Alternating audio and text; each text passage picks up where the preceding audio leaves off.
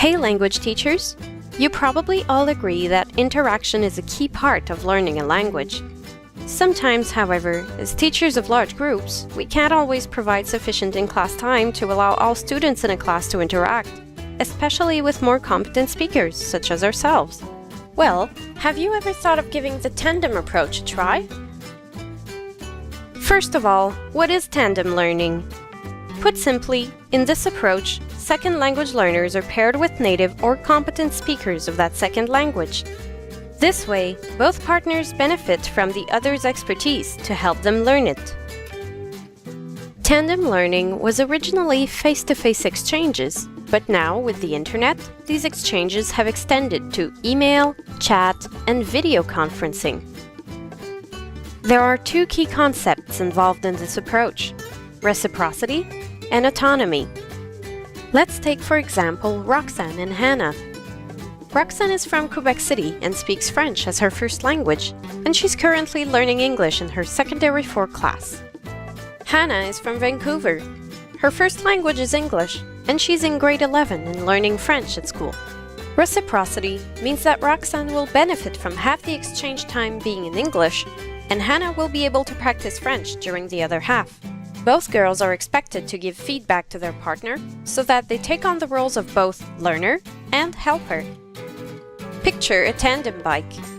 If both riders participate equally, the ride will go smoothly and both partners will get great physical exercise. However, if one rider does not put enough effort into it, not only does he lose the benefits of the workout, but he might also jeopardize the whole activity. His partner will probably be resentful too.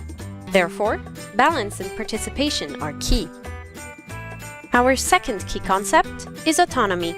This means that both Roxanne and Hannah have to make sure that they take on both the roles of learner and helper, and also that they be proactive and make the most out of the exchange.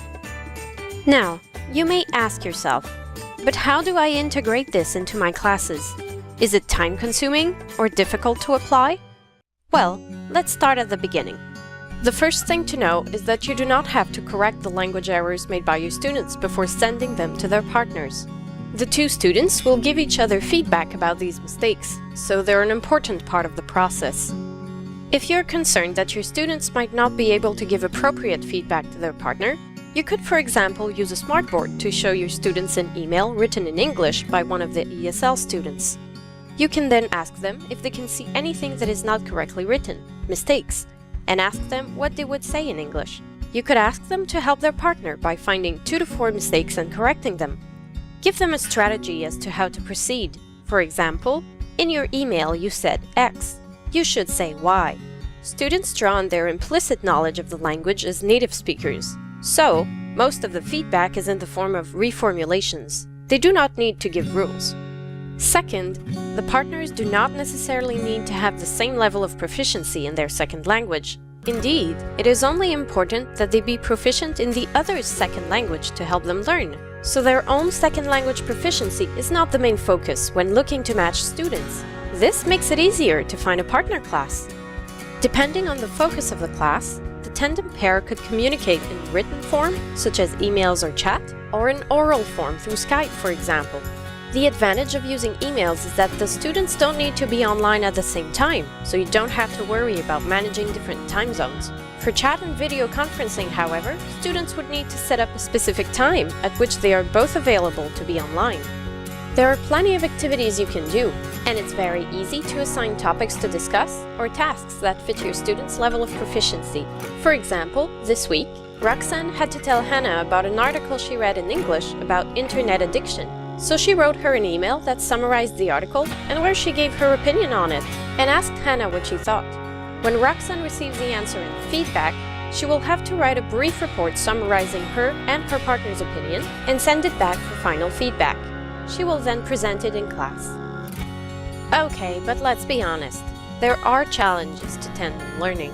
The first challenge is usually for the teacher to find an appropriate partner class, and the second challenge is to find easy-to-use tools to manage the class activities. That's why the Tandem Language Learning Research Group at Laval University is working on the creation of a virtual platform that will provide the pedagogical and technological resources you need.